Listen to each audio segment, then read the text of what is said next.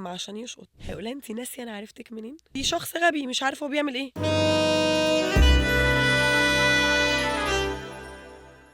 صورة ودمعة وكام ذكرى هصبر بيهم على بكرة. وده كلام ملوش أي علاقة بموضوع حلقتنا النهاردة من كلام في الحب. معايا ومعاكم النهاردة يعني هي بتعمل حاجات كتير ما شاء الله، يعني فنانة ممثلة برودوسر، يعني على السوشيال ميديا برضو اكتف جدا، يعني الجميلة راجية محمود. يا ازيك يا دم راجية؟ عاملة ازيك؟ ايه؟ ايه ايه الاخبار؟ الأخبار؟ الحمد لله كله كله تمام، تمام؟ كله زي الفل. جاهزة الكلام في الحب؟ جاهز. أنا بخش في الموضوع على طول. يلا بينا. راجية، الحب ولا الفلوس؟ السؤال ده صعب قوي، تمام، بجد صعب قوي. مم. ولا ده ولا ده. يعني انا مش هينفع ابقى بحب واحد هو مش لاقي ياكل برضو، عشان مش هنبني مستقبلنا مع بعض بقى لا مم. مش هعمل كده، انا مش مم. هعمل كده. ومش هينفع ابقى مع واحد عشان هو بس معاه فلوس، مم. مش هعرف ابقى ده، لا. طب ما في حاجات بين البنين، يعني تعالي صعبها ما عليكي هو ده شوية. تمام. يعني انا بين البنين، انا انت بين. اختار ابقى بين البنين. طب يعني لو الشخص اللي انت بتحبيه يعني يا افريج، يا يعني اللي هو يعني في المستوى المقبول او تحت المقبول سنة ماديا، وفي شخص تاني فيه صفات كويسة برضو، ويعني مش حاجة مثلا تنفري منها او ما تعجبكيش، بس الحالة حلوة، يعني مش في بنفر منه، صح. وفي صرف جامد. هختار الاحسن وانا مش بنفر منه ده. اصل بص، احنا كلنا عدينا بحاجات كتير قوي، تمام. مم. الحب ما بياكلش عيش، احنا عارفين ده، حتى لو مش بنقوله هي دي الحقيقة، ما بياكلش عيش. الحب هو اللي بيخلي الواحد يستحمل، الحب اللي بيخلي الواحد يستحمل ويكمل ويعدي المشاكل، اه. ولا ايه؟ استحمل ايه؟ نستحمل مشاكل الحياة، نكره بعض في الاخر، هنبطل اصلا نحب بعض.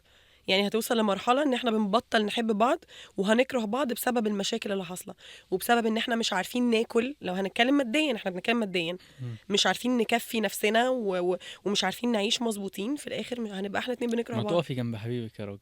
لا انا بقف جنب نفسي، والله العظيم انا مش لاقي اللي يقف جنبي، فاهم؟ فانا لا، مش، لا انا مش هعمل كده. طب ما تبنوا بيتكم طوبة فضة وطوبة مش ده. قادرة. طب كبرنا على فكرة ان انا ابني، انا بنيت، فخلاص مش قادرة. يعني عيش ودق.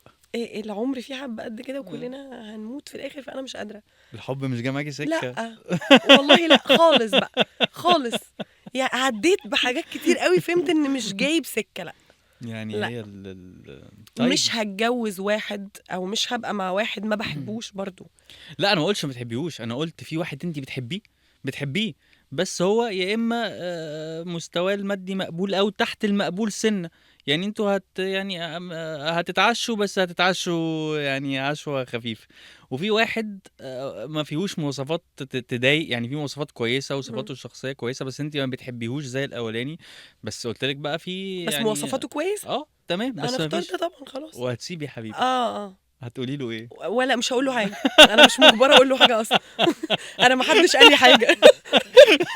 انا عمري ما حد ما قال لي حاجه، فانا مش مجبره اقول له اي حاجه خالص، انا هعمل على ده يعني. يعني على طول كده هنموت كلنا، السلام يعني انا عليكم. ماشيه بالمبدأ ده، ان كلنا فاضل لنا شويه، فانا عايشهم مرتاحه، مش عايشهم بشيل طوبه وانا مش عارفه اشيل مم. نفسي. خلاص طب انا اصلا ضعيفه كمان على اه الطوب والحاجات اللي مم. بتتشال دي، انا مش هعمل ده. طب ولو جه، تعالي احنا، انت ضحكتيني وانا بتكلم ماشي. بجد.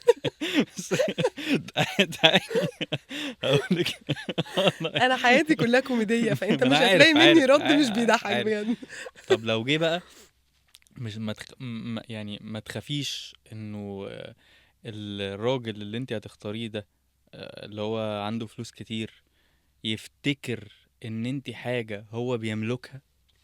لا، طب مين اللي قال ان اللي ما عندوش فلوس كتير مش هيفتكر ان انا حاجه هو بيملكها؟ لا في فرق بين لمجرد ان احنا في بنحب بعض في هو هيبقى فرق شايف نفس في الموضوع. في فرق بين حب الامتلاك والسيطرة النابع عن الحب، وفي فرق بين اللي انا اقصده انه حد يبقى هو في عقله الباطن شايف ان هو بفلوسي. ماشي، هي دي موجودة، يعني امم خلينا متفقين، انت كلامك صح جدا. امم موجود جدا اللي بيبقى معاه فلوس قوي، بيبقى شايف ان انا هتجوز واحدة واثنين امم وثلاثة، واللي هتعجبني هتجوزها من واحد معايا امم فلوس. امم طيب في فرق بين ان انت بتتجوز واحدة باينة قوي انها بتفكر في الفلوس ومادية، هي في شعراية بينهم، انا مش ماديه انت بتفكري في الفلوس ولا بفكر في الفلوس خالص، بالعكس.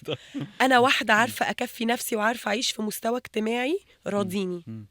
انت هتعرف تعيشني في المستوى الاجتماعي اللي انا عايشه فيه، اللي اهلي معيشيني فيه، فتمام. انا مش بطلب مستوى اجتماعي اعلى اصلا، انا بطلب حياتي اللي انا عايشاها معيش اقل منها. طب افرضي حبيبك فده جه الفرق، قال لك ان انا مش هيشتريني بفلوسه ولا حاجه، عشان انا اوريدي مشتريه نفسي. انا عايشه العيشه دي، انا مش عايشه مش لاقيه اكل ومستنياك انت تاكلني. هو ايه المشكله يا راجل لو عشتي مع حبيبك في بيت اهله؟ ايه المشكله؟ ايه؟ اكيد ما قلتش كده.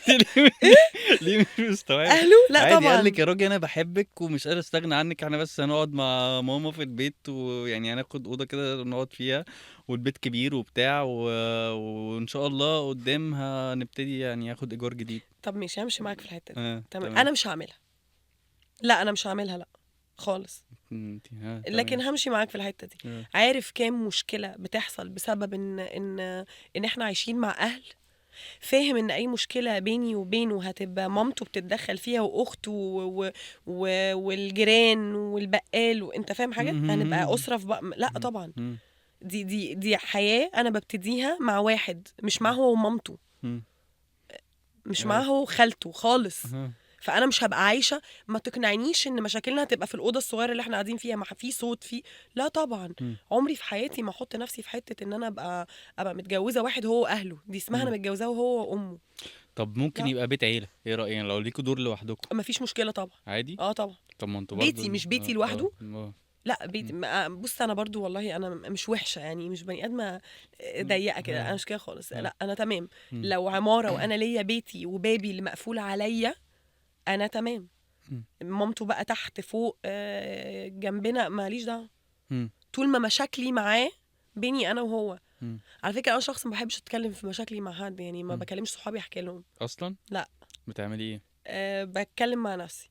حاجات زمان منتل كنت كده كده. بدماغك يعني؟ لا يعني اي مشكله بتحصل بيني وبينه، بين حد انا مرتبطه بيه، زمان كنت بحكي وكنت فاكره ان انا مش ودانيه خالص. بالعكس، انت لما بتفضل تسمع من الناس غصب عنك تفكيرك بيتغير، وبتبتدي يعني تسمع الكلام، تسمع كلامهم شويه. فانا ما بقيتش اتكلم مع حد خالص في مشاكلي في ريليشن شيبس خالص. انا بعرف احلها مع نفسي، بقعد مع نفسي لحد ما اهدى وبنحل مشاكلنا مع بعض.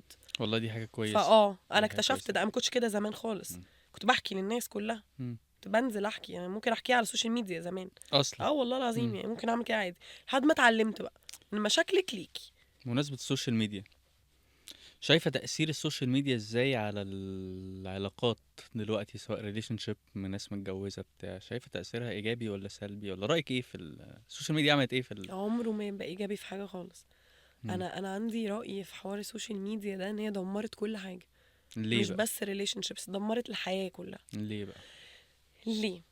لو هنتكلم على ريليشن شيبس، متجوزه، مخطوبه، في ريليشن شيب، اي حاجه من دول، انا بتفرج على ناس واحده بتبين قد ايه جوزها بيجيب لها مش عارفه ايه، قد ايه هي مبسوطه في حياتها مع جوزها، وانا وهو منكدين على بعض.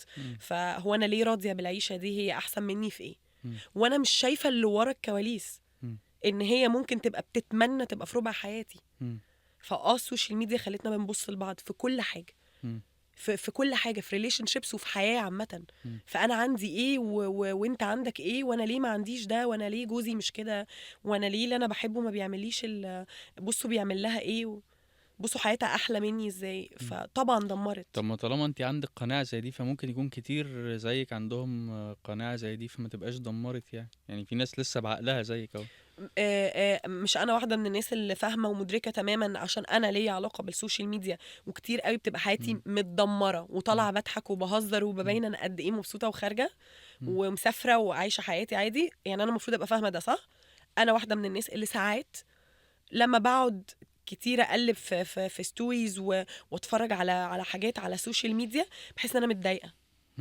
انا واحده منهم اهو، اللي فاهمه كويس قوي ان السوشيال ميديا مش حقيقيه. غصب عنك، غصب عنك لو متضايق وبتشوف حياة اللي حواليك، هتحس ان ايه ده، هم احسن مني. محدش هيقولك الجملة دي على فكرة. يعني اي حد هيقول لك لا انا عمري ما بصيت لا لا لا، كتير قوي بتضايق وبحس ان ايه ده، طب انا انا محتاجه ابقى احسن في الحاجه الفلانيه، انا محتاجه اللي معايا يعمل كذا. لما بقعد مع نفسي بقول ايه الهبل اللي انت بتقوليه ده، مم. انت تعرفي اللي قدامك دي حياتها فيها ايه؟ انا اللي هو مم. واحده من الناس اللي على السوشيال ميديا. طب وفي مثل تاني اللي هو بيبقى فيه مثلا بتشوفي اتنين عايشين قصة حبهم او جوازهم او بتاع بالديتيلز على السوشيال ميديا وبتلاقيهم مبسوطين وبتاع، ممكن يتاخدوا as a example او مثل يعني ان هم يعني شوفي الله الدنيا جميلة ازاي وبيحبوا بعض ازاي وبتاع، يعني يدوا مثلا ايه بوش للناس ان هم يبقوا زيهم كده جمال ولطاف والدنيا جميلة. ماشي، لا احنا بشر، محدش هيفكر بالطريقه دي. محدش هيشوف على السوشيال ميديا ان دول هيدوني حته ان ايه ده، طب ليه ما بقاش زيهم؟ لا لا لا. مم. هيبقى عندي مشكله ان انا جوزي مش زيهم او خطيبي مش زيه، هو بيهتم بيها، بص هو جاب لها ايه. لا لا. مم. مش هتبقى من حته ان ده يخلينا نحب بعض زي ما احنا شايفينهم. مم. وفي حاجه تانية برضو، ان دلوقتي بقت الناس بتتاجر بقصص حبها على السوشيال ميديا، مم. انها مش حقيقية. قصص كتير جدا مش جدا حقيقية. جدا من غير مم. ذكر اسامي. مم. قصص كتير جدا ناس اتجوزت عشان يبقوا ترند، مش عشان بيحبوا بعض. مم. بيفيكوا حاجات يعني واحدة مثلا طالعة ان جوزها جاب لها العربية دي، هو ولا جابها لها ولا العربية دي عندهم اصلا. احنا بنفيك مأجرينها. كل هو لا والله. ايوه. اه. اه والله العظيم، مم. ايوه مش مم. بتاعتهم. اه. ما جابلهاش حاجة، اه. ده اكل عيشهم. مم. احنا بناكل عيشنا من فكرة ان احنا بنتاجر بحبنا او باطفالنا، او السوشيال ميديا بقت متاجرة. مم. فلا، ده مش هيديني دافع ان انا ببقى اقلدهم خالص، لان انا برضو هبقى فاهمة ان 90% الحاجات دي فيك وبتبقى فيك. اخدك بقى من موضوع السوشيال ميديا لحاجة برضو ليها علاقة بالسوشيال ميديا، رأيك ايه في الجواز او التعارف الجاد عن طريق الابليكيشنز بتاعت اللي هي زي تندر وبامبل عارفه انت اللي هي اه الحاجات بتاعت الحاجات عارفاها. دي. كل ما نرجع عارفاها هنقعد عارفاها. نضحك. طيب ماشي. رأيك ايه في ممكن تتجوزي من بامبل؟ ده كلام. ده ايه مشكلة؟ ده كلام، لا طبعا. طب رأيك ايه في طيب بص يعني بص، والله ما اعرفش يعني، آه. ما بس انا عمري في يا جماعة حياتي ما بس ادخل على الابلكيشن يعني. اي حد اتجوز من بامبل ولا من تندر ولا بتاع انتوا حرين انا اسفه يعني، يا ما جماعه والله، حدش انا عارف، بس احنا بحترم رايكم، بنقول ده رايي. يعني.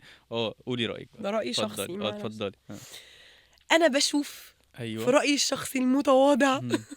ان اي ولد، بلاش بنات يعني، ممكن بنت تبقى عايزه تتجوز فتضطر تلجأ لاي طريق طب يعني عادي. واشمعنى يعني، ما هو ممكن لا الولد يضطر يتجوز لا لا، ها. الولد مش لا طبعا. ليه؟ الولد هيعرف يتجوز.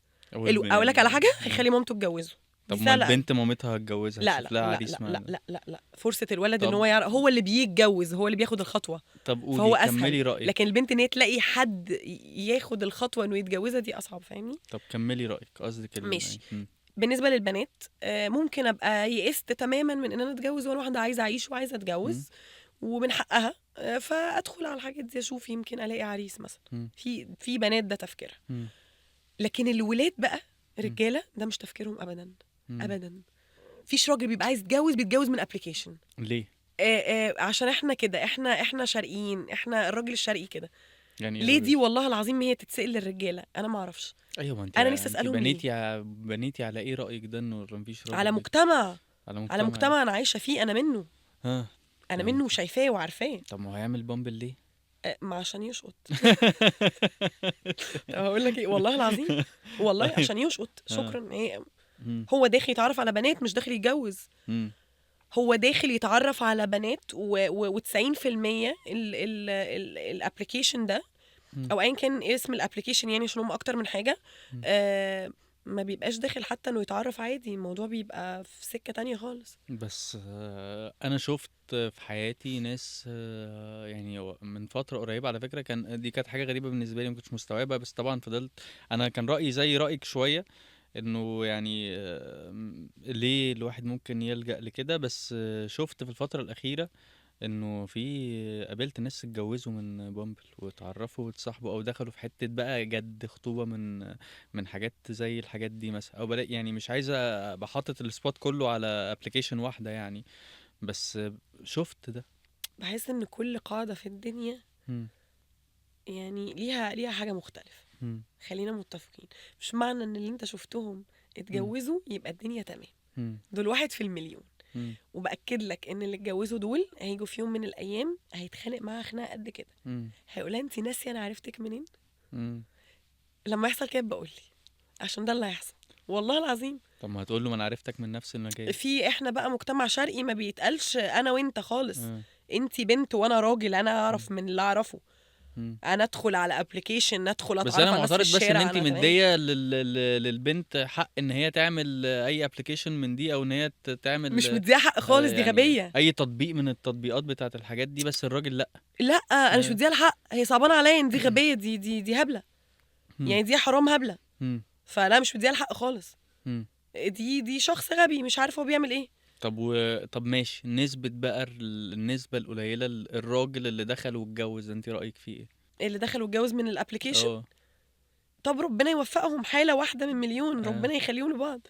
يعني. يعني كل حاجة في الدنيا ليها حاجة، مم. ليها حاجة مختلفة عادي. طب اخدك بقى من التطبيقات، اللي هي التطبيقات الابليكيشنز يعني، لحاجة شبهها بس بقت مستحدثة دلوقتي. هي كانت زمان بس بقت مستحدثة دلوقتي، انه في خطبة دلوقتي وعلى مستويات اجتماعية عالية وبمواصفات وشغل ايه وعايزة ايه وشكله ايه وشكلها ايه ومن اني يعني بيبقى في حاجات كده كأنك ايه بتفصلي فستان كده. عارفة الموضوع ده ولا اه مش طبعا، عارفاه؟ لا طبعا عارفاه. طب ايه رأيك انا بقى عايشة هنا. ايه رأيك في موضوع الخطبة؟ طيب مش شايفاه غلط، بس هو ما يناسبنيش. فاهم الفرق؟ مم. يعني انا شايفه ان في ناس، في بنات هي ما بتتعاملش في الحياه عشان تلاقي حد تتجوزه او يبقى ليها شريك في حياتها. وفي رجاله بيبقى من شغله البيت ومش بيعرف يتعامل قوي، فتمام مم. بيدور على الخطبه دي او بيخلي مامته تشوف حد يشوف له حد والحاجات دي. احترم قوي الفكره دي، وهي فكره محترمه جدا وعلى راسي، بس هي مختلفه عني انا. ليه انا بقى؟ ما اعرفش اتجوز واحد بيدور على جواز عن طريق حد يجيب له واحدة مناسبة. فريدي الراجل يعني محترم جدا ومؤدب جدا وما يعرفش، ومكسوف بيتكسف انا مش منغلق انا مش. مش هعرف هو مؤدب ولا لا. انا مش هدخل في الموضوع عشان اكتشف هو مؤدب ولا لا. مم. يعني فكرة ان هو جاي لي عن طريق حد وهو ما يعرفنيش، انا مش هشوفه اصلا عشان اعرف هو مؤدب ولا لا. يا ستي حد تبعك وريله صورتك قال الله البنت دي جميلة، وانا يعني هو في على فكرة ناس ما بتعرفش انتراكت او ما بتعرفش تتعامل مع الجنس الاخر، يعني ما بتعرفش هي تفتح موضوع تتكلم بتاع ما طب ما اعرفش هو ايه. مش هيعرف بقى ف يتعامل لاخر عمرنا، ما هو يعني ما عرفش يتعامل في الاول هيعرف. لا هيعرف بعد كده بقى. مش انتوا هنعلم بعض، يجوا لا. بقى عندكم ياكلوا حتة الجاتوه والشاي وبتاع وما اعرفش، نشوفك ما والله خلقي عروستنا ضيق، لا. قمر والله العظيم خلقي ضيق قوي على التفاصيل كتيرة. ادهم انت فاهم الموضوع ابتدى يعني واحدة هتعرفه عليا، هيتعرف، هيجي ياكل يشرب شاي وجاتو، تفاصيل كتير قوي انا في غنى عنها. حاسة ان انا اكبر من كده. يعني انت يعني لا سني ولا مجهودي يسمحوا بان انا اقعد ليه 15 سنة عشان مكبره نوصل نفسك ليه؟ ما انت لسه صغيره يا راجل. لا اه. اكيد مش كبيرة، بس اللي شفته مش قادرة. مم. وصلت لمرحلة ان انا لا، خلقي ضيق قوي، مش ما هقدر بس ده، طب لا. يعني اكيد جالك الحاجات دي، يعني الحاجات دي جات لك اكيد ده بس ما قافله بديهاش الباب اهتمام كمان. تماما، ما بديهاش اهتمام. مش ما يمكن اسمعهاش اصلا. مش يمكن مش هقولك اللي يمكن ايه؟ اللي تخاف منه ما يجيش احسن منه. ما مش مع انت مش مع الموضوع ده خالص. لا، مم. يعني اللي تخاف منه مش هيجي. لا مش هيجي احسن منه ولا حاجه، واللي ما تخافش منه مش هيجي احسن منه برضه. لا لا لا. فانت عايزه القصه الطبيعيه. اه افشل تتقابلوا وانا مرتاحه، فاهم حاجه؟ تعرفش. يعني والله العظيم افشل وانا شايفه ان انا عملت الحاجه الصح، مم. ما افشلش في حاجه مش عاجباني، فاهم؟ مم. طيب افشل في حاجه اخترتها، اختاره وبقى تمام، وافشل عادي. شايفة ازاي العلاقات اللي عن بعد، long distance relationship، ان حد يبقى في بلد ومع العلاقة مع حد في بلد تانية، اوكي. ايه رأيك؟ ممكن تعملي كده ولا؟ ممكن اعملها جدا. طب وشايفة ان ده ايه؟ طيب هقول لك على حاجه. هو أنا رايي يختلف عن الناس كتير قوي، ان الناس بتشوف ان البعيد عن العين بعيد عن القلب. مم. انا عمري ما شفت الجمله دي، انا بقول من تجارب شخصيه. مم. مش من يعني رأي شخصي، من تجارب شخصية. مم.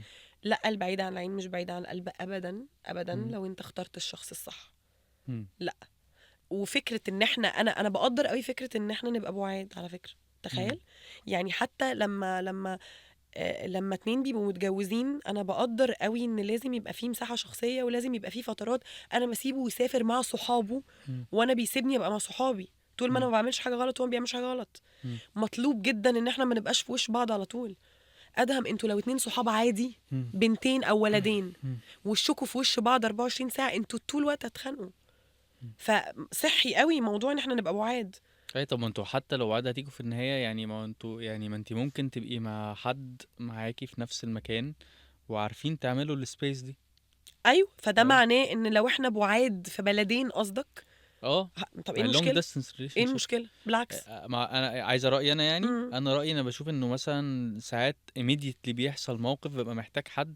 هو ممكن يكون في فرق توقيت مثلا في المكان فهو مش موجود دلوقتي. انا دلوقتي حالا عايز انزل، مخنوق عايز انزل اعمل حاجه دلوقتي حالا، فهعدي عليها اخدها ونعمل كذا كذا كذا. انا دلوقتي حالا عايز اكلمها في التليفون، حصل كارثه، حصل حاجه فرحتني، مروح متضايق عايز افضفض، ممكن يكون هي مش متاحه في الوقت ده، في فروق توقيت، في شغل، في نايمه بتاع معرفش ايه. فساعات انه بحس انه مع الوقت، مع الوقت غصب عني ممكن يبقى في اشخاص في الاوقات دي بتحل محلها. موافقه جدا على فكره. طيب. لا، موافقه جدا على اللي انت ها. بتقوله. ماشي، خلينا متفقين برضو ان كل حاجه بيبقى ليها ضريبه. مم. يعني لو حاجه مش طبيعيه، مم. ان احنا نبقى كل حد في بلد، دي مش حاجه طبيعيه، مم. مش وارده انها تحصل كل يوم.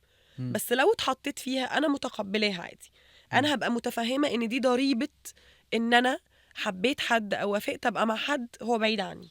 مم. فانا هبقى فاهمه ده، مم. وفاهمه عواقب الموضوع، ان انا في اوقات هو مش هيبقى موجود فيها. مم. بس مش عارفه يا ادم، انا بحس ان وجود البني ادم مش بوجوده الجسدي يعني. مم. لا، وجود البني ادم دايما مش ان انا وقعت في مشكله فهو جالي. لا، ما لا، على فكره اللي انا قلته لك ده مش وجود جسدي، بالعكس ده وجود معنوي، ما ان هو انا فعلا معنوي دي محتاج انا له لو ما معنويا. لقيتهوش دلوقتي اه. او كلمته دلوقتي او في مم. فرق مم. توقيت، هكلمه بعدين على فكره، هيبقى موجود جنبي برضو. بس غير لما يكون الانسان يعني غير ما يكون معاكي في حاجه، ماشي، يعني في وقتها، يعني موافقه. فاهمه ازاي. طيب، عارف في كام حد مم. عايشين في نفس البلد وعايشين في نفس البيت مم. ومش هيبقى موجود معايا برضو في نفس الحاجات اللي ما هو انت ده بتقولها؟ غلط طبعا، ده غلط يعني، ما هو فانا ده قصدي اكيد. ان دي مش مشكله ان احنا نبقى من بلدين. مم. هو اصلا احنا ممكن نبقى من نفس البيت، مش من مم. بيتين حتى، احنا مم. متجوزين اوريدي، مم. وهو مش موجود، مم. ولا بيساندني نفسيا ولا معنويا ولا جسديا ولا اي حاجه. مم. ف يعني حاسه ان دي حاجه تتعدى لو الدنيا تمام في كل حاجه بينا. مم. دي تتعدى عادي، هنبقى مقدرين بعض، وانا هبقى متفهمه ان في اوقات هو مش هيبقى موجود، انا هبقى فاهمه ده. مم. هبقى متضايقه على فكره برضو، انا مم. بني ادمه هبقى مم. متضايقه. بس برضو تاني اقولك تجربه شخصيه، عشان مم. انا جربت ده. مم. لا، كنت ببقى متفهمه لا، وكنت بلاقي الشخص ده جنبي، يعني مم. كنت بلاقيه عادي. طب يعني ما حصلتش ان انا ما كانتش دي المشكله يعني، فاهمني؟ خالص وجهة بالعكس. وجهة نظر محترمة، كل حاجة فيها طبعا، يعني الحاجات بتنجح وحاجات ما بتنجحش. طب قولي لي يا راجية، رأيك ايه يعني في المنتاليتي او في دماغ او شخصية معظم الرجالة الشرقيين، خلينا ما نسميش بلد عشان ما حدش يعمل لنا محضر. تمام. يعني انت رأيك ايه في الرجالة الشرقيين عامة؟ يعني خلي دمنا يتفرق بين القبائل. رأيك ايه؟ الشرقيين.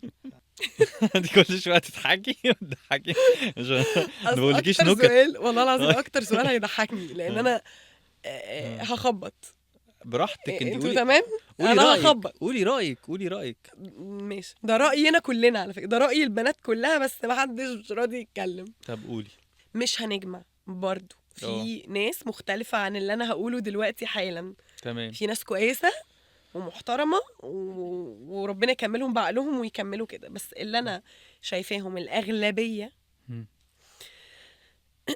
الراجل الشرقي بيجudge على أي حاجة في الدنيا في مم. الست. مم. يعني مثلا لو هي بتلبس مفتوح، هتبقى مم. مشاكله في انه خان او ساب او اي حاجه، في ان هي مش مناسبه ليا، لبسها مش مناسب، وشكلها مش مناسب، بصوتها عالي، مم. بتنفعل. طيب مم. تعالى على اللي صوتها واطي، مم. اللي ما بتتكلمش كتير، اللي لبسها محتشمة جدا، وبحسها مش شبهي. اصل هي هادية قوي، انا بنفعل كده، ما بحسش بنفس مم. تمام. بحسها كده بتعرفش تلبس كده زي بقية البنات، وتلاقيه ساب دي عشان واحدة هو مش مقتنع بالحاجات اللي فيها، كان بيتكلم في يوم من مم. الايام على لبسها. مم. فانا عندي مشكله ان الراجل الشرقي مش عارف هو عايز ايه. مم. انا هطلع فيكي عيب في اي حته، مم. محتشمه مش محتشمه، صوتك عالي صوتك واطي، طويله قصيره، سمره بيضه، انت عندك مشكله في كل، انا بجدج على اي حاجه. مم. انا كده كده هسيب مم. او هخون وهلاقي سبب، مم. هطلع لك اي حوار. دي بالنسبه لي حوار كبير قوي في الراجل الشرقي، وبشوفه في كل الناس، وانت بتشوفه يا ادم اكيد. بشوف احنا يعني احنا يعني انا على فكرة يعني قلت هنا حتى في البودكاست في حلقات قبل كده ان احنا عندنا انفصام في الشخصية في بعض الحاجات، بس متعاملين معاه يعني ما اعرفش يعني مش يعني ملهاش في حاجات كده complicated، بنبقى عارفين بعقلنا ان ده مش منطقي او ده مش شبه اللي المفروض نعمله، بس احنا كبرنا كده يعني، فاهمة؟ ربنا يشفينا يعني. ماشي. مش شكرا يا ادم ان انت لا قلت انا كده، لان معترف، انا فعلا بقول لك مش تمام، كلكم، مش كل انا مش فاهم. كل اه. الرجاله الشرقيه، مم. بس دي منتاليتي عند الراجل مم. الشرقي مش موجوده بره مم. خالص. مم. ان هو يجادج اصلا على بتلبس ايه وبتعمل ايه على فكره، هو احنا الراجل الشرقي مش بس بيجادج في دي. مم. الراجل عنده مشكله كمان لو مراته بتكسب اكتر منه. مم. دي نسبه 90% مم. في جواز بالذات. مم. يعني جواز لما بيبقوا في بيت واحد، ان انا مراتي انجح مني، لو احنا في نفس المجال، مراتي بتكسب اكتر مني، فلوسها اكتر، فانا هبقى حساس جدا، فهبقى بتخانق على اي حاجه، لان انا عندي مشكله من جوايا، ان انا حاسس ان مراتي بتجيب فلوس اكتر مني. بقولك بيجادج على اي حاجه.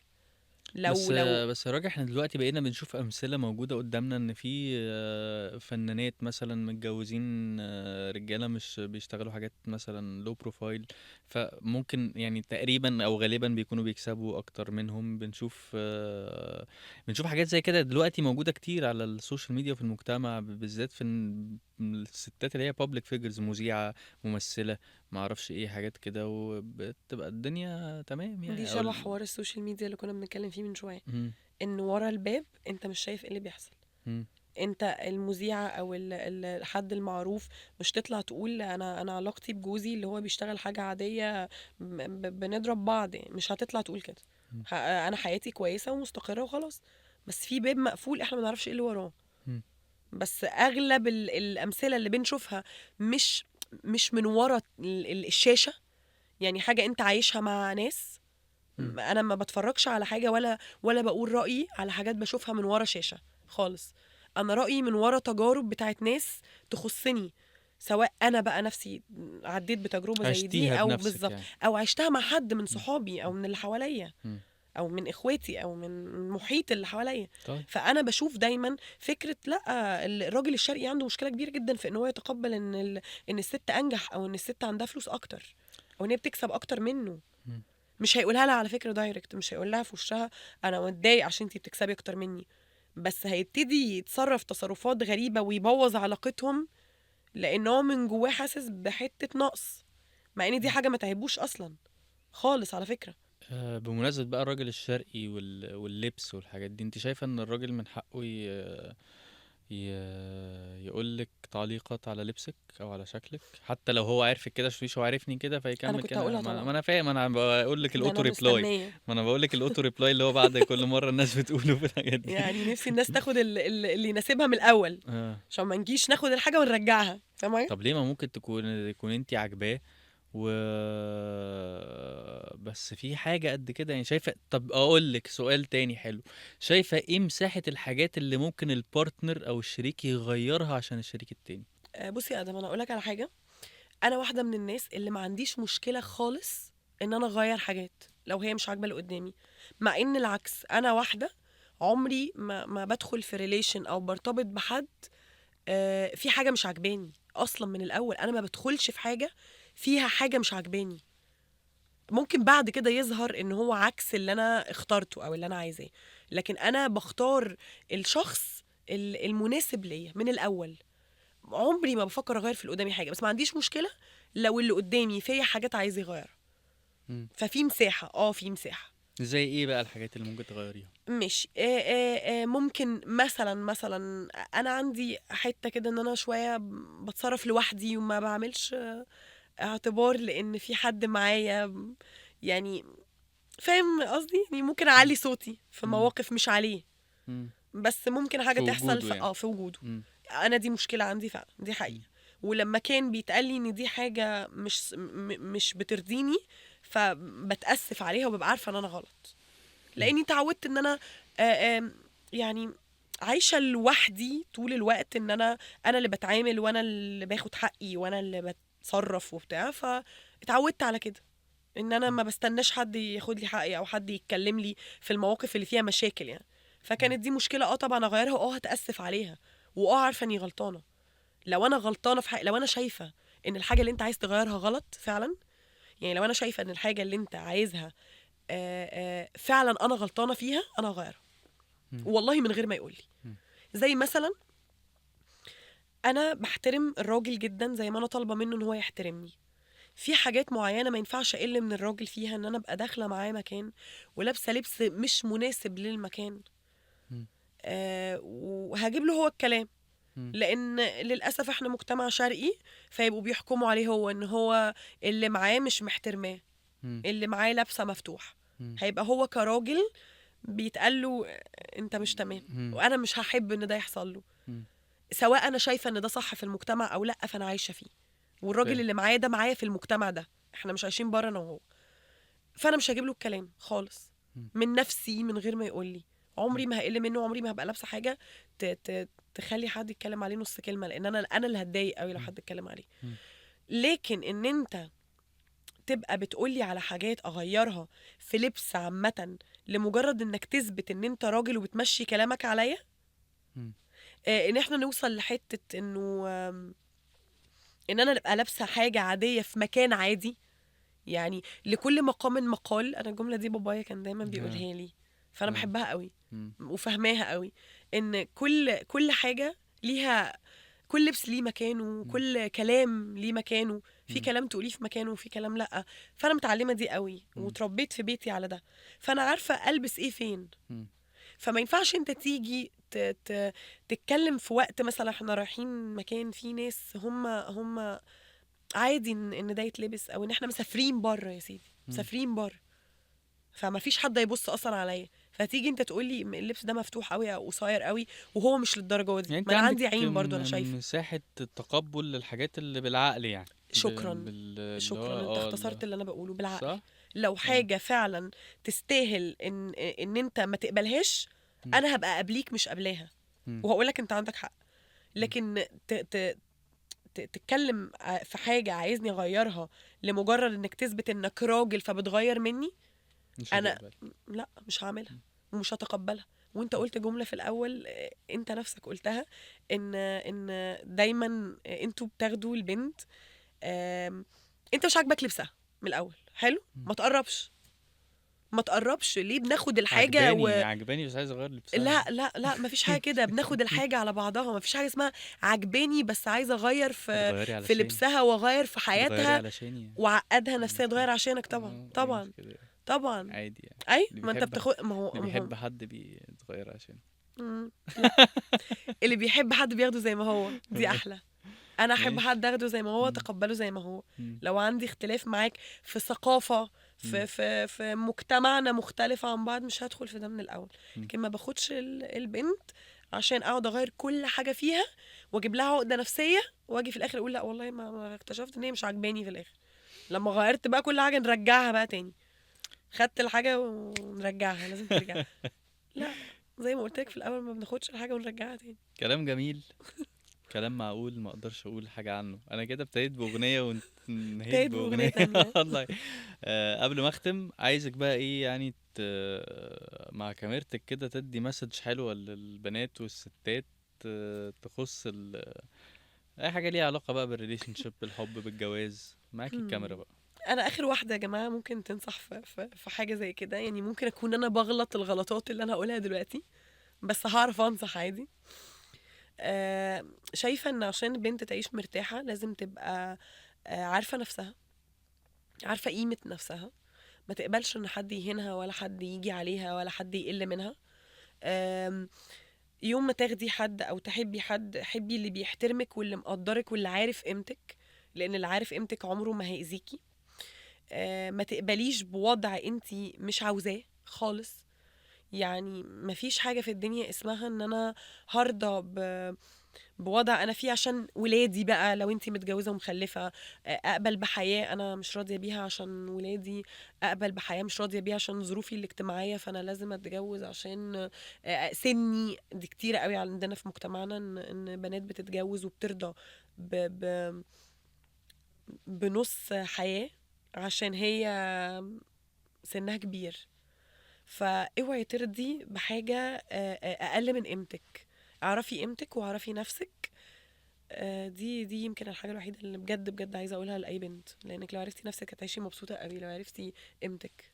راجية، بجد والله اتبسطت واتكلمنا بجد أنا كمان. وضحكنا وقلنا حاجات، يعني حلقة بجد والله دمها خفيف قوي قوي يا رب قوي. ما حدش يزعل مني بس بعد واتكلمنا الحلقة في دي. توبكس حلوة. لا ان شاء الله ما حدش هيزعل، عشان انتي يعني انتي لذيذة ودمك خفيف، الناس هتتقبل منك أنا مبسوطة قوي يا الكلام. آدم والله إن أنا معاك بجد. والله فعلا اتبسطت جدا جدا جدا، وميرسي انك جيتي. واكيد هنعمل حاجات تاني مع بعض ان جدا. شاء الله يلا ان بينا شاء إن الله. شاء الله. خلصت حلقتنا النهاردة من كلام في الحب، استنونا في الحلقة اللي جاية. باي باي.